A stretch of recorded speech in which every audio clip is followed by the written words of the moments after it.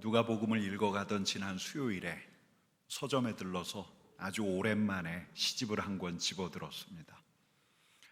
그 시집에 있던 시인데요, 천양이의 너에게 쓴다. 꽃이 피었다고 너에게 쓰고 꽃이 졌다고 너에게 쓴다. 너에게 쓴 마음이 벌써 길이 되었다. 길 위에서 신발 하나 먼저 다 달았다. 너에게 써요. 꽃이 피었을 때도 쓰고 꽃이 질 때도 씁니다. 너를 향한 내 마음이 가고 또 가니까 내 마음이 어느새 길이 되었습니다. 얼마나 갔던지 그 길을 갈 때 신었던 내 신발은 벌써 다 닳고 말았습니다. 꽃진 자리에 잎 피었다 너에게 쓰고 잎진 자리에 새 앉았다 너에게 쓴다. 너에게 쓴 마음이 벌써 내 일생이 되었다. 마침내는 내 생 풍화되었다. 꽃진 자리에 잎이 피었다. 잎이 진 자리에 새가 앉았다. 너에게 쓰고 또 씁니다. 너를 향한 내 마음이 일생 동안 계속됩니다. 언제까지? 시간이 흘러가 풍화되어서 가루가 될 때까지. 여러분 어때요? 너를 향한 마음이 느껴집니까? 누가복음을 읽는 주간이어서 그랬을까? 저는 이 시가 아버지의 마음을 표현한 것 같았습니다. 우리 예수님의 유명한 비유, 탕자의 비유에 나오는 아버지의 마음. 아버지 곁을 떠난 아들. 그 아들 매일 아침 나가 오늘은 아들이 돌아오려나 동구 밖에 시선이 머문 아버지의 마음. 아들을 기다리는 아버지의 마음 같았어요. 너에게 쓴 마음은 벌써 길이 되었다. 아들에게 쓴 아버지 마음은 어느새 아들에게로 난 길이 되었습니다. 너에게 쓴 마음은 벌써 내 일생이 되었다. 아들에게 쓴 마음이 벌써 기다리는 아버지의 일생이 되었습니다. 여러분, 아버지는 기다려요. 떠나간 자녀. 아버지 곁에 있는 게 따분하고 싫다고 떠나가 버린 자녀를 기다려요. 아버지를 등지고 아버지 없는 세계에서 자기 마음대로 살기를 원하는 아들을 기다려요. 여러분, 바로 이분이 우리 예수님이 일러주신 우리 아버지, 하늘 아버지예요. 당신의 자녀들이 돌아오기를 기다리는 우리 아버지, 우리 하나님. 여러분, 우리가 그동안 쭉 읽어왔던 구약의 예언서, 특별히 예언서를 보면 이 아들에게 쓰는 아버지 마음이 나와요. 아버지에게 등 돌리고 아버지를 배신한 그들에게 쓴 아버지의 마음, 길이 되어버린 아버지의 마음, 일생이 되어버린 아버지의 마음이 이 예언자들을 통해서 우리에게 들려왔어요. 몇 군데 같이 읽어볼까요? 아들에게 씁니다. 같이 읽습니다. 이스라엘아, 너는 나에게 잊혀지지 아니하리라. 내가 내 허물을 빽빽한 구름같이 내 죄를 안개같이 없이 하였으니 너는 내게로 돌아오라. 내가 너를 구속하였음이니라. 너는 나에게 잊혀지지 아니한다. 나에게 돌아오라. 에레미야 3장 12절 말씀 같이 읽습니다. 배역한 이스라엘아, 돌아오라. 나의 노한 얼굴을 너희에게로 향하지 아니하리라. 나는 긍휼이 있는 자라. 이스라엘아, 돌아오라. 나는 긍휼이 있는 자라.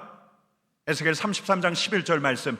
나는 악인이 죽는 것을 기뻐하지 아니하고 악인이 그의 길에서 돌이켜 떠나 사는 것을 기뻐하노라. 이스라엘 족속아, 돌이키고 돌이키라. 너희 악한 길에서 떠나라. 나의 백성들아, 악한 길에서 떠나라. 떠나고 떠나라. 여러분, 스가랴서 1장 3절 말씀 같이 읽습니다. 너희는 내게로 돌아오라. 그리하면 내가 너희에게로 돌아가리라. 내게로 돌아오라. 돌아오라 하시면서 기다리시는 게 우리 아버지, 하늘 아버지세요. 지금도 기다려요. 자녀들을 기다려요. 여러분, 근데 우리 예수님께서는 이렇게 하나님을 배신해서 떠난 이들, 하나님 없이 살아가는 이들을 아주 인상적으로 이렇게 표현하고 있는데요, 오늘 본문 10절 말씀 같이 읽습니다. 인자가 온 것은 잃어버린 자를 찾아 구원하려 함이니라. 여러분, 인자는 누구죠? 우리 주님이에요. 우리 주님이 오신 까닭은 누구를 찾아요? 잃어버린 자. 누구요? 잃어버린 자. 여러분, 저 같으면 잃어버린 자라고 하지 않아요. 지가 싫다고 해서 떠난 거잖아요. 여러분, 잃어버린 자가 아니라 떠나버린 자예요. 여러분, 좀 더 거칠게 이야기하면 배신자고 반역자예요. 이제부터 하나님과 연을 끊고 하나님과 상관없이 살겠다고 떠나가 버린 이들이에요. 여러분, 근데 우리 주님께서는 뭐라고 하셨다고요? 잃어버린 자, 잃어버린 자. 그들이 떠나버렸든 등졌든 아버지와 상관없이 살아가든 그들은 잃어버린 자. 하나님께서 잃어버린 자. 여러분, 잃어버린 자라는 말을 쓰시는 건 우리 하나님께서 바로 그 사람들을 책임 추궁하고 단죄에 집중하시는 분. 만약에 우리 하나님이 그런 분이라면 잃어버린 자라는 말을 쓸 수가 없어요. 여러분, 우리 주님께서는 말씀하셔요. 내가 잃었다. 아버지가 잃어버렸다. 여러분, 그래서 우리 주님께서는 잃어버린 순간부터 잃어버린 자에게로 당신의 마음을 겨냥하고 계신 거예요. 너에게 쓴 마음이 벌써 길이 되었다. 너에게 쓴 마음이 벌써 일생이 되었다. 여러분, 또 있어요. 잃어버렸다라는 표현을 쓴 건 찾으시겠다는 거예요. 다시 찾으시겠다는 거예요. 다시 찾아서 당신의 사람으로 돌리시겠다는 거예요. 여러분, 그래서 아버지는 지금도 돌아오라 돌아오라 당신의 마음을 우리에게 전하시면서 저 하늘에서 사랑으로 애타서 서성거리면서 잃어버린 자들이 돌아오기를 기다리고 계셔요. 아니, 여러분, 여기까지만 이야기하면 안 돼요. 그 이상이에요. 여러분, 아주 독실한 기독교인이자 실존주의 철학자로 알려진 분 중에 키에르케고르라는 분이 있어요. 이분이 쓴 책 그리스도교의 훈련이라는 책에 보면 저는 우리 하나님에 대한 아주 감동적인 묘사 이 대목을 읽을 때마다 감동을 받아요. 여러분, 이렇게 시작을 해요. 그대가 그분 밑에 몸을 숨기는 것을 용납하실 것이다. 그대가 그분 안에 몸을 숨긴다면 그분이 그대의 죄를 감싸주실 것이다. 왜냐하면 그분은 죄인의 벗이니까. 한 사람의 죄인이 있으면 그런 소문이 귀에 들려오면 그는 걸음을 멈추어 서서 팔 벌리고 오라 알리실 뿐이다. 죄인이 그분에게 몸을 숨긴다면 그분은 감싸주실 것이다. 한 사람의 죄인이 있다는 소리가 들리면 그분은 걸음을 멈추어 서서 팔을 벌리고 오라 오라 알리실 것이다. 여러분, 근데 그 다음이 이렇게 이어져요. 아니, 그분은 거기에 멈추어 선 채로 아버지가 탕자를 기다렸듯이 기다리신다. 아니, 오히려 그분은 서서 기다리지를 않으시고 찾아 나가신다. 목자가 길을 잃은 양을 찾으시듯이 또 여인이 잃어버린 은화를 찾듯이 그분은 찾아 나서신다. 기다리시기만 한 게 아니라 찾아 나서셔요. 여러분, 이게 누가복음 15장에 나온 우리 예수님의 비유이기도 해요. 목자가 길 잃은 양을 찾아가듯 여인이 잃어버린 동전을 찾듯. 여러분, 근데 그 다음 대목 아니 그분은 이미 찾아 나섰다. 어떤 목자보다도 어떤 여인보다도 한없이 먼 곳으로. 실로 그분은 하나님으로 있는 일에서 사람이 되는 일에 이르는 한없이 먼 길을 걸으신 것이다. 죄인을 찾기 위해서 그분은 이 길을 걸으신 것이다. 여러분, 우리가 지난주에 함께 읽었던 이 누가복음에는 우리를 찾아 나서신 우리 예수님 이야기로 가득해요. 기다리시던 하늘 아버지께서 독생자 예수 그리스도를 잃어버린 양들, 잃어버린 자들에게로 보내셔서 찾아 나셨었어요. 여러분, 저는 오늘 복음서 중에서도 이 누가복음에만 나오는 기사에 집중해서 우리 예수님께서 기다리는 아버지의 마음으로 찾아 나선 이들을 한번 스케치해 보려고 해요. 여러분, 첫 번째는 베드로예요. 여러분, 베드로 누군지 아시죠? 예수님의 제자, 갈릴리의 어부. 아마 어릴 때부터 배를 타서 그런지 갈릴리 호수의 생태계만큼은 누구보다 잘 아는 어업 전문가였을 거예요. 매번 배를 몰고 나갈 때마다 만선을 기대했던 건 아니지만 바로 그날, 여러분, 바로 그날이에요. 밤이 새도록 그물을 내렸는데 한 마리도 못 잡았어요. 아마 그날도 이렇게 낭패 보는 날도 있지 이렇게 대수롭게 넘기려고 했을런지도 몰라요. 근데 이런 생각이 불쑥 들어요. 야, 또 이렇게 돼서는 안 되는데. 앞으로도 이렇게 돼서는 안 되는데 그에게 딸린 식구들을 생각하다가 마음속에 어떤 불안감이 일어나요. 여러분, 또 있어요. 아마 이런 생각도 있겠죠. 야, 내 인생이 내 생각대로 풀리는 게 아니구나. 내 자신의 무력감을 실감했던 날이에요. 소득 없이 고단했던 야업을 끝내고 여러분, 베드로가 갈릴리 호숫가에서 그물을 씻고 있었어요. 그런데 예수님과 예수님을 따르던 무리들이 오더니 예수님께서 베드로의 배 위에 오르셔요. 이게 무슨 일이지? 예수님께서 배를 연단 삼아서 바닷가에 앉은 이들을 가르치시려는 것 같아요. 아니에요, 여러분. 실은 다른 이유가 있었어요. 이 배는 베드로의 배예요. 옆에서 베드로가 그물을 씻고 있어요. 우리 주님께서는 베드로에게 들으라고 말씀을 하고 계신 거예요. 우리 주님께서 가르치심을 마치시자마자 대뜸 베드로를 보시더니 베드로를 겨냥해서 이렇게 말씀하셔요. 깊은 데로 가서 그물을 내려 고기를 잡으라. 여러분, 예수님이 찾아가신 거예요. 평범한 하루 밤새서 생계에 분투하는 이 한 사람, 하필이면 그날 야, 인생이 내 뜻대로 안 되는구나, 이대로 가면 안 되는데 불안감이 엄습했던 그를 찾아가셨던 거예요. 여러분, 우리는 그 뒤에 있던 사건을 이야기를 들었어요.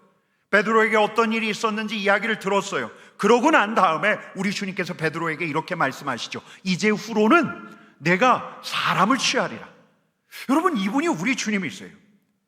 평범하기 짝이 없는 삶을 살고 있는, 때로는 무력감과 불안감을 느껴요. 그렇게 살아가는 이를 찾아가서 주님 따르는 사람으로 부르시는 분이 여러분, 우리 주님이세요. 여러분, 두 번째는 한 과부예요. 이름이 알려지지 않는 한 과부. 진작에 남편하고 사별했어요. 남편을 닮은 아들을 보면서 위로를 얻었어요. 남편을 닮은 그 독자 외동아들이 그녀의 삶의 이유가 되었어요. 그렇게 삶을 지금껏 버티고 견뎌왔는데, 아니 어쩌다 이런 일이. 여러분, 아들이 어느 날부터 시름시름 알았을런지도 몰라요. 갑자기 죽어버렸어요. 아니면 사고라도 났던 걸까? 아들의 관이 나가는데 어미가 오열해요. 이제 앞으로 어떻게 살아가냐고 소리 높여 울어요. 시신을 맨 사람이 앞장서고 장례행렬이 뒤따르는데 여러분, 그 옆에서 우리 주님이 보고 계셨어요. 여러분, 우리 주님께서 이들을 얼마나 비통히 여기셨겠어요. 여러분, 우리 주님께서 오열하는 그 여인을 불쌍히 여기셨어요. 그리고 그 여인에게 다가서서 이렇게 말씀하셔요. 울지 마라. 우리 주님께서 나가는 관에 손을 대셔요. 그리고 이렇게 말씀하셔요. 청년아, 내가 내게 말하노니 일어나라. 여러분, 이분이 우리 주님이세요. 독자를 잃었어요. 자기 삶이 송두리째 뿌리 뽑혀서 나가는 것 같아요. 울고 울다가 앞으로 어떻게 살아야 하나 망연자실에 있는 그녀에게 그녀의 슬픔을 기쁨으로 바꾸시고 그런 이들을 돌보시는 분이 여러분, 우리 주님이세요. 우리 주님. 여러분, 세 번째도 한 여인이에요. 역시 이 여인의 이름도 알려지지 않았어요. 근데 누가는 이 여인을 이렇게 소개해요. 죄를 지은 여인. 여러분, 그녀에게 은밀한 죄가 있다는 게 아니에요. 이 죄가 공개적으로 다 까발려졌어요. 여러분, 대체 어떤 여인일까? 당대 이렇게 죄인 취급을 받았던 여인은 한 부류뿐이에요. 어떤 여인? 창녀예요.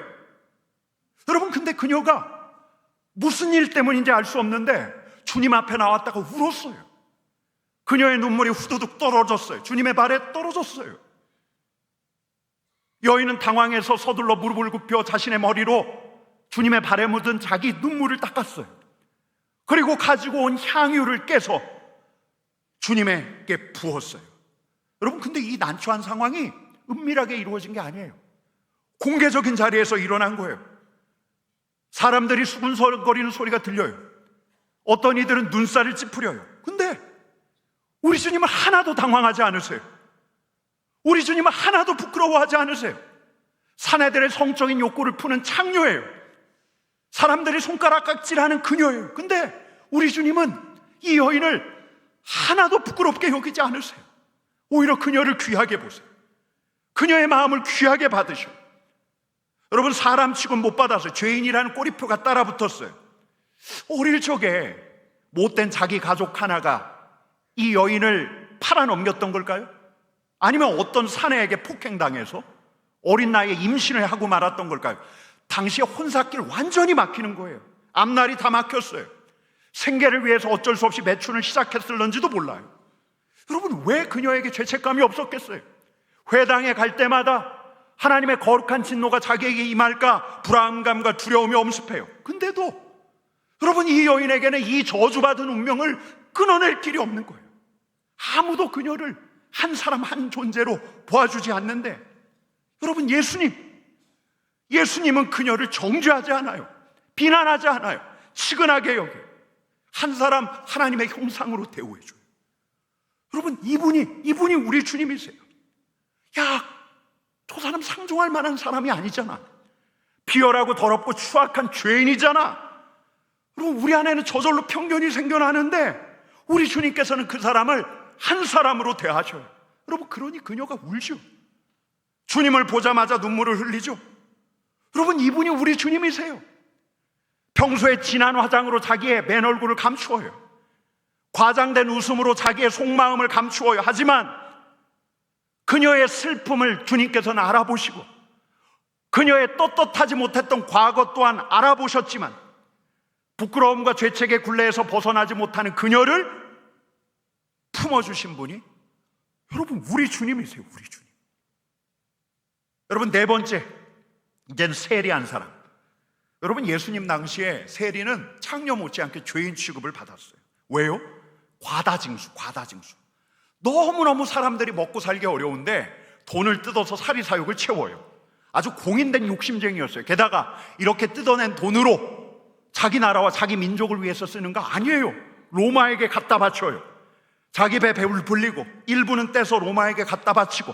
여러분, 그래서 많은 유대 민족주의자들, 바리새인들은 세리를 제국의 부역자라고 불렀을 거예요.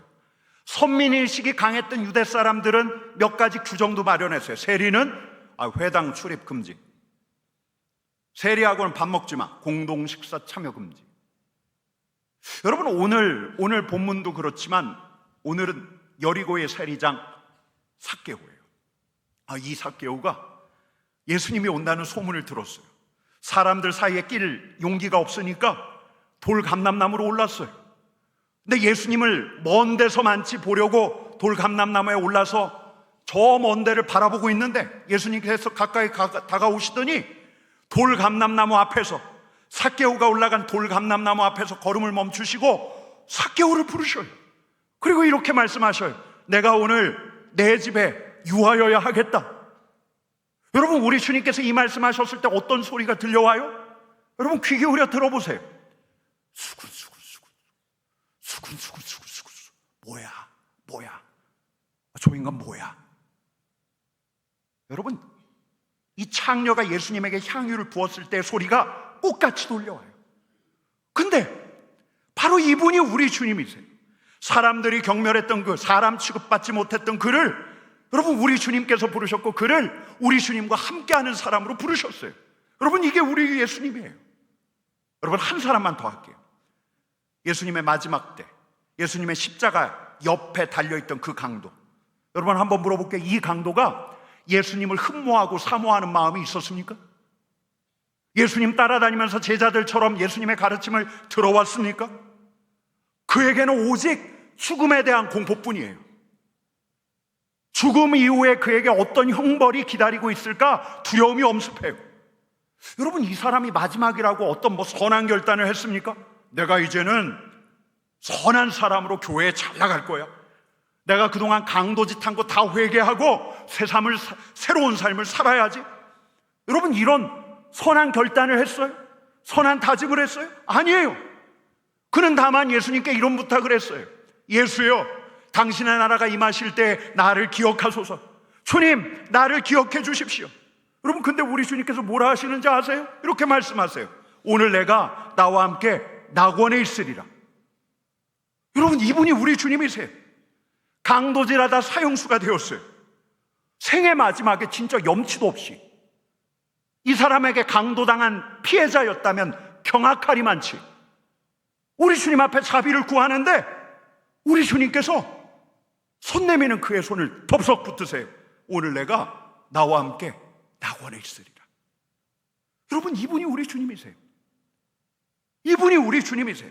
하루하루 간신히 견디며 살다가 때로는 무력감과 때로는 불안감에 사로잡히는 그 사람을 찾아가시니까 여러분, 우리 주님이세요. 슬퍼하는 이가 있어요. 마르지 않는 눈물, 앞으로 어떻게 살아갈까 앞이 보이지 않는데 이들과 함께 슬퍼하시고 그들 곁에 있기를 원하셨던 분이 여러분, 우리 주님이세요. 사람들이 손가락질해요. 경멸해도 되고 모욕해도 될 것 같아. 인간답지 않은 삶을 살아온 사람이니까. 근데 그의 안에선 죄책감이 몸서리치고 있어요. 스스로 두려워져요. 벗어나고 싶어요. 근데 그에게 다가가서 그의 손을 덥석 잡아주신 분이 여러분, 우리 주님이세요. 여러분, 또 있어요. 그동안 마음도 삶도 뒤틀려져 있었어요. 평생 선행은커녕 악행만 일삼았어요. 근데 그가 염치 없게도 무례하게도 마지막에 인생의 자비를 구해요. 마지막 자비를 구해요. 근데 그의 손을 덥석 잡아주시는 분이 여러분, 우리 주님이세요. 여러분, 이분이 우리 주님이세요. 여러분, 독일의 화가 지거 쾌더라는 분이, 우리가 성금요일 때 그 고난주간에도 이분 그림을 봤는데요, 이분이 예수님과 삭개오를 그린 그림이 있습니다. 여러분, 보이세요? 어떤 이들은 주먹질을 해요. 어떤 이들은 수군거리고 있어요. 여러분, 어떤 이들은 입을 가렸어요. 여러분, 근데 우리 예수님은 죄인 삭개오를 두 팔별로 품에 안으셔요. 여러분, 이분이 우리 주님이세요. 잃어버린 자를 찾아서 구원하시는 분, 바로 이분이 저와 여러분의 주님이세요. 여러분, 대기업에 다니던 한 집사님이 너무 힘들대요. 진심이었어요. 그의 눈에 눈물이 비치는 것 같아요. 여러분, 우리 주님이 그 자리에 계셨다면 그를 안아주셨을 거예요. 여러분, 사랑하는 가족을 잃었어요. 앞으로 한동안 눈물 마를 날이 없을 거예요. 앞으로 어떻게 살아야 하나 망연해하고 있어요. 여러분, 우리가 이 사람 어떻게 위로해줘요? 근데 우리 주님은 그 사람을 꼭 안고 싶어 하셔요. 여러분, 제가 알던 한 공대 교수님이신데요, 이분 남들에게 인정받았어요. 미소도 얼마나 아름다웠던 분인지 몰라요. 근데 제가 여러 번 이분을 만났는데 마지막에 만났던 건 이분이 이제 간암 투병을 하면서 병실에 있을 때였는데, 마약성 진통제로 통증을 줄여가면서, 근데 가까이 다가온 죽음 때문에 섬찟섬찟해해요. 이분이 할 수 있는 일이라고는 쾌행한 눈으로 천정을 바라보는 거예요. 여러분, 이분이 거의 평생 예수님을 인정하지 않았어요. 근데 마지막에 섬찟섬찟 다가오는 죽음의 공포 때문에 우리 주님의 자비를 구해요. 주님의 자비를 구하며 손을 내밀고 있어요. 여러분, 우리 주님께서 어떻게 하셨을까요? 여러분, 저는 믿어요. 우리 주님께서 그를 품에 안으셨다고. 여러분, 우리 교회 몇 년 전에 2부 예배 드릴 때 아마 이 자리에서도 기억하시는 분이 있을 거예요. 술 취한 한 청년 하나가 우통을 벗고 문신 보이는 맨몸으로 이 맨 앞자리에 앉았어요. 그 막 격한 말을 쏟아내서 가끔 예배가 중단되기도 했어요. 야, 이 친구가 어쩌다 여기에 들어왔을까?